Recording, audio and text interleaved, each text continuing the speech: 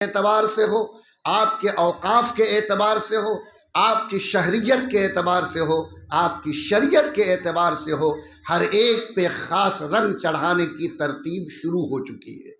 ایسے حالات میں ارتداد کی لہریں اٹھیں گی۔ لوہے کی زنجیر سے ایمان کو خریدا جائے گا، سونے کی زنجیر کی لالچ دے کر ارتداد کے دروازے کو وا کیا جائے گا۔ لوگوں، آپ ایک مشکل وقت میں کھڑے ہیں۔ میں آپ کو ڈرنے اور ڈرانے کے لیے نہیں، امت کی زندگی میں ایسے احوال آتے ہیں اور حالات کبھی بھی اور کسی پر بھی آ سکتے ہیں۔ حالات ہمارے اوپر آ چکے ہیں، آنے والے دن اور بھی مشکل ترین دن بننے والے ہیں۔ ایسے حالات میں کم سے کم جو اس وقت میں 1857 کی ناکامی کے بعد ہمارے بزرگوں کے سامنے جو سوال پیدا ہوا تھا، وہ سوال یہ تھا کہ اس ملک میں اپنے نسل کے ایمان کی حفاظت کرنی ہے، اور اس کے لیے حجت الاسلام مولانا قاسم نانوتوی نے ایک فیصلہ کیا تھا کہ دنیا داری تو چلتی رہے گی، مکان اور کھیت تو کام کرتے رہیں گے، لیکن ہمارے نسل میں ایمان باقی رہے، اس کے لیے انہوں نے انار کے درخت کے نیچے ایک ادارے کا چراغ جلایا تھا۔ یاد رکھو، وہ حالات ایک مرتبہ پھر دستک دے رہے۔ آج ایک سب سے بڑا سوال میرے سامنے یہ کھڑا ہے کہ یہ نسل آئندہ دنوں میں ایمان پر کھڑی رہے گی یا نہیں رہے گی۔ آپ مت سوچئے کہ ہمارے گھر میں دین کا بہت چرچا ہے، آپ مت سوچئے کہ ہم حاجی ہیں اور نمازی ہیں۔ آپ کی اولاد کس جگہ کھڑی ہے، اس کو ناپنا ہوگا، اور جب تک آپ یہ ذمہ داری نہیں لیں گے، یاد رکھیے گارجین ہونے کا حق آپ ادا نہیں کر سکتے ہیں۔ نبی کے گود میں پلنے والا بچہ جو یعقوب علیہ السلام کی گود میں پلا تھا، قرآن نے کہا کنتم شہداء اذ حضر یعقوب الموت اذ قال لبنیہ ما تعبدون من بعدی۔ یعقوب نے اپنے سرہانے میں بچوں کو بلایا اور کہا کہ بیٹو، تم سے ایک سوال ہے، سوال یہ ہے کہ جب میری آنکھ بند ہو جائے گی تو تم کس کی عبادت کرو گے؟ بچوں نے کہا کہ ہم تو آپ اور آپ کے دادا جس دین پر تھے، جس خدا کی عبادت کرتے تھے کریں گے، لیکن ابا ہم لوگ تو نبوت کے گود میں پلے بڑھے ہیں، ہمارے سر پر تو ہمیشہ نبیوں کا سایہ رہا، آخر آپ کے دل میں یہ کھٹکا کیسے پیدا ہوا؟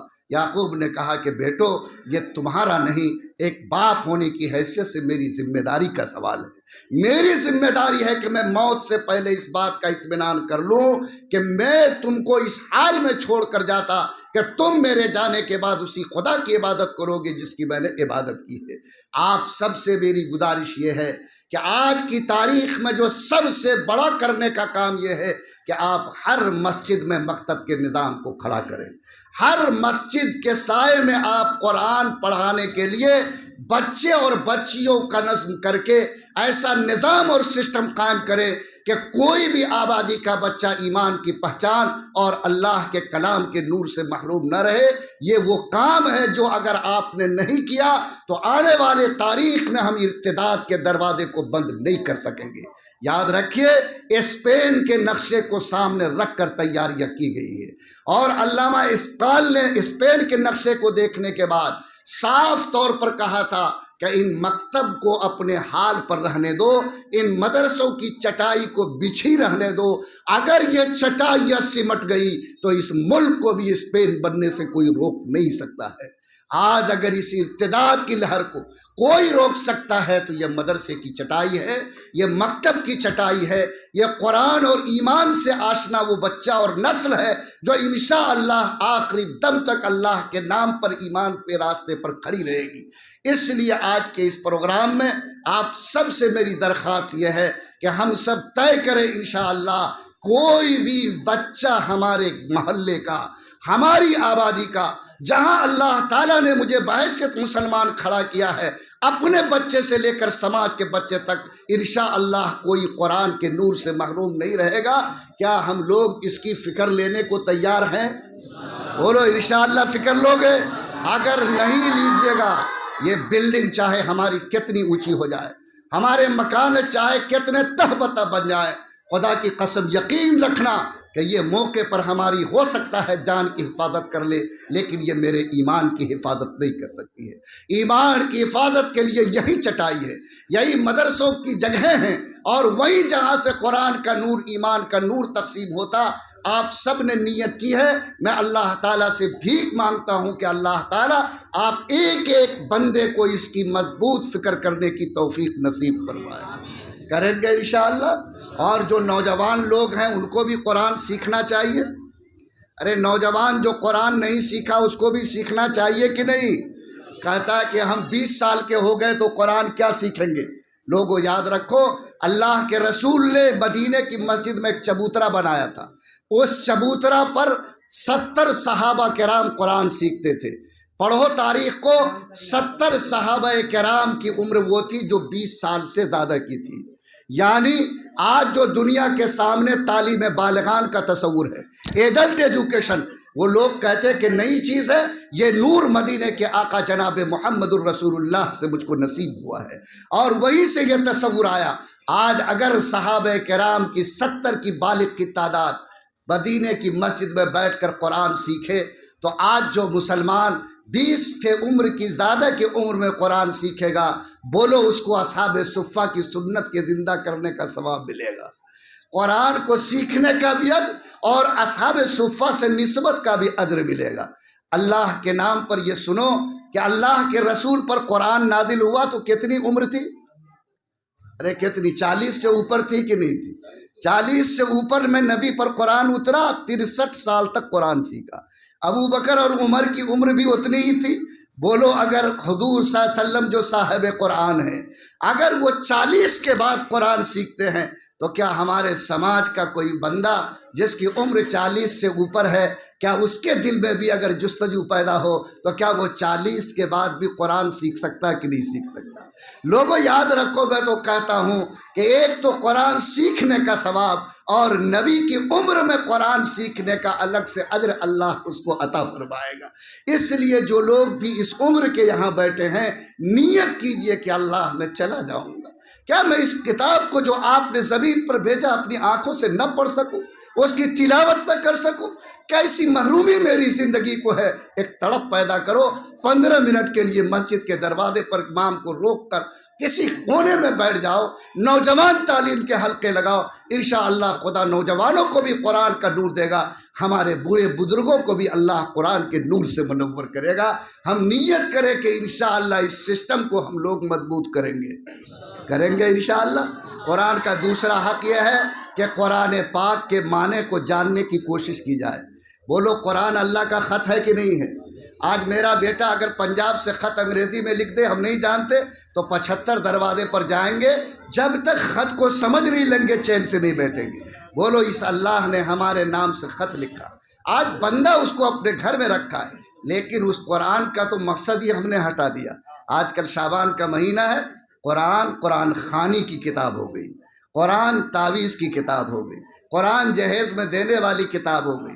قرآن پاک کا بس مقصد یہ ہے کہ ہم قرآن پاک کو سجا کر طاق پر بڑھیا جزودان میں رکھ دیں، یہ قرآن کی ہم نے درگت بنائی ہے۔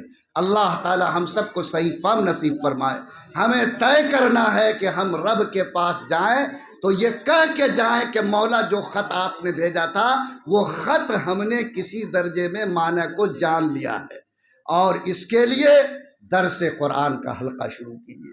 میں آپ سے آخری گزارش کرتا ہوں، قرآن ہی انقلابی کتاب ہے، قرآن ہی اس زمین پر ہمارے لیے اللہ کی رحمت کے دروازے کو کھول سکتی ہے۔ اس لیے ہم سوچیں کہ ہر مسجد میں درس قرآن کا حلقہ لگے گا، 15-20 منٹ ہم بیٹھ کر قرآن کے معنی کو سنیں گے، تاکہ رب سے کہہ سکے کہ جو خط آپ نے بھیجا تھا ہم اس کو جان کر آئے۔ اللہ تعالی ہم سب کو اس کا مضبوط ارادہ کرنے کی توفیق نصیب فرمائے۔ ہماری ذمہ داری یہ ہے کہ قرآن کا تیسرا حق ہے کہ اس پر عمل کیا جائے۔ ارے قرآن عمل کی کتاب ہے یا نہیں؟ لیکن کتنا عمل کا رشتہ جڑا ہے، یہ میرے سامنے ایک بڑا سوال ہے، اور اس سوال کا جواب آپ رات کو تکیہ پہ سر رکھ کے سوچیے۔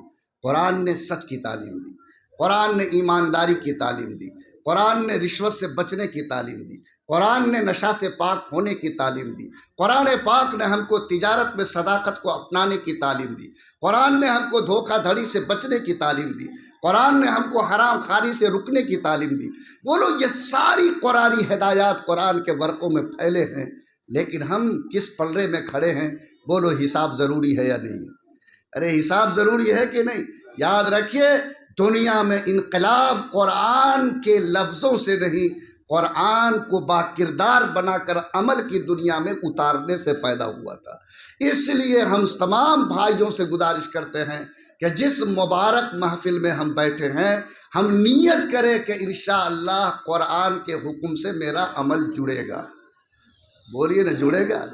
ہاں، ہم زیادہ شکایت کے عادی ہیں اوپر کہ ہمارے مسائل حل نہیں ہوتے۔